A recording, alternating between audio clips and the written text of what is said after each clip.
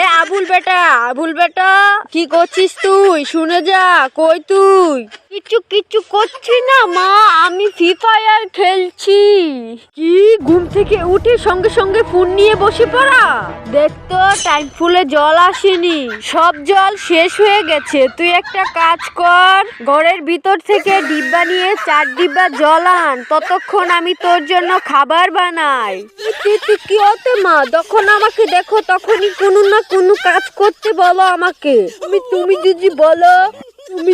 যদি বলো কাল সুন্দর একটা বউ নিয়ে আসতে, ওই তো সব কাজ করবে।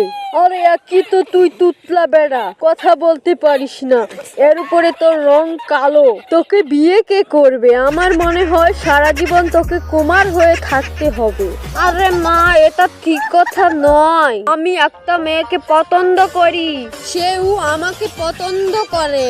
তো মা, তুমি যদি আমাকে লাঠি পিটা করো সেই বই আমি তোমাকে বলিনি। আরে বেটা, আমি তোকে কি জন্য মারবো? আমি তো জেনে খুব খুশি হয়েছি, কারণ আমার ছেলে কোনো মেয়েকে ভালোবাসে। তুই এক কাজ কর, ওকে আমাদের বাড়িতে আসতে বল, আর আমি ওর সাথে কিছু কথা বলতে চাই। ঠিক আছে মা। মাইনা তোমার জন্য ভালো একটা থারপাইট আছে, মা তোমাকে ঘরে নিয়ে আসতে বলেছে। ঠিক আছে বাবু, আমি আসবো, কিন্তু তোমার মা যদি আমাদের সম্পর্কটা রিজেক্ট করে দেয়, তারপরে আমরা দুজন কি করব? আরে ময়না, তুমি টেনশন মোটেও করো না। কথা বলার পর আমার বাড়ির লোকের সাথে না তো তোমার লোকের সাথে কথা বলবে আমার মা, তাই না? আমাদের বিয়ে পাকা কথা বলবে। সারপ্রাইজ বাবু, এখনই এসে গেছি। কোথায় তোমার মা?